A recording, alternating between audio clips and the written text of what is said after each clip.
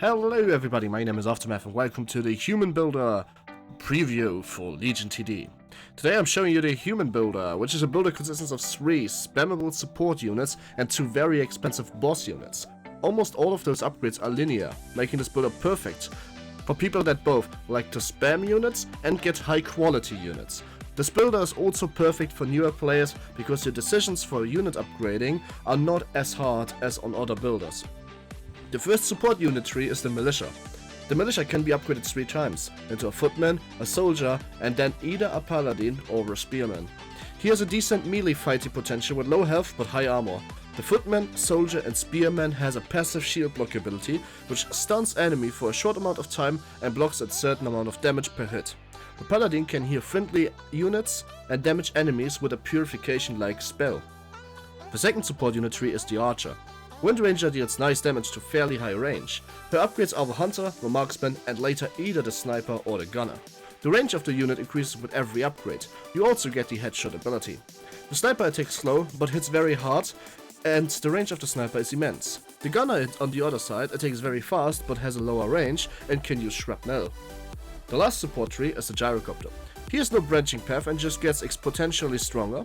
He has medium range but also a lot of AoE. His first skill is a split shot, where he attacks a few more enemies with his attacks. He later gets a Shrapnel to attack all the enemies and a smaller version of his ultimate. The first boss tree is the Mage tree. The Mage does a Chain Frost-like ability that deals damage and reduces the attack of enemies it hits. You can upgrade her to give her stronger abilities, like an Ice Blast. After 2 upgrades she can become one of 3 bosses. The Soundmaster does a shockwave and bouncing bolt to all the enemies in his vicinity. The wave disarms and stuns enemies, and the bouncing bolt slows them for a short period of time. The Iceberg Grandmaster uses Ice Blast, but also has a passive Ice Bolt, which aims at a random enemy every second. The Ice Bolt has a nice AoE damage and slows both attack speed and movement speed. The Archbishop is a healer that can almost heal you every single unit of your army and deals a small damage to everyone around him.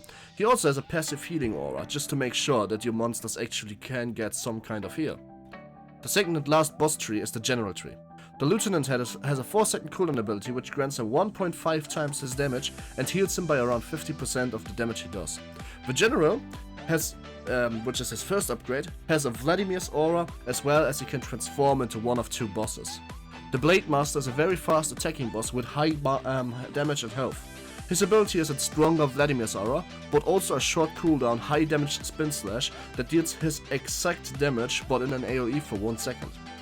The Tactician is a very hinged unit, very squishy with a lot of auras. He has a health aura, a modified tactical Vladimir's aura and a stun. He also has the Press the Attack skill, a skill that deals damage to every single enemy it hits and buffs your unit slightly. He also has the possibility to make your whole legion invincible for up to 2 seconds after your first soldier falls. Now keep in mind that bosses might or might not sound a little overpowered, but they are very pricey and they are supposed to be overpowered. This builder plays like this. You get only 1 or 2 bosses per game, maybe 3, and the rest of it needs to be spammable, not as strong units. The reason for that is the bosses alone can't win a war, and neither can the units that you can spam. My testings conclude that you can go up to 45 food before the end of the second boss, just by spamming units, upgrading units, and of course getting a boss. Now, this patch will launch on Friday the 8th of 2016 in January. I do hope that you enjoy this builder. Please leave all the feedback you can on the Steam community forum, that will help us balance him. He's probably a little too strong right now, but that is better than him being too weak. If he ends up being too weak, we will buff him. If he ends up being too strong, we will definitely nerf him. But at the end of the day, I hope you enjoy it. Next time, we are going to do some more changes with this patch that you will see in the extended patch notes coming up tomorrow. And I hope you enjoy Legion Tower Defense. Aftermath signing out.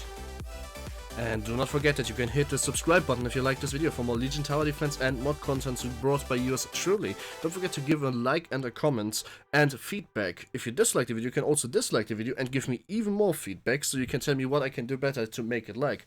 Don't forget, at the end of the day, you can go back in time by watching all the nice playlists I have on my channel for you, and subscription is kind of like going to the future because you will have the videos when they come right up.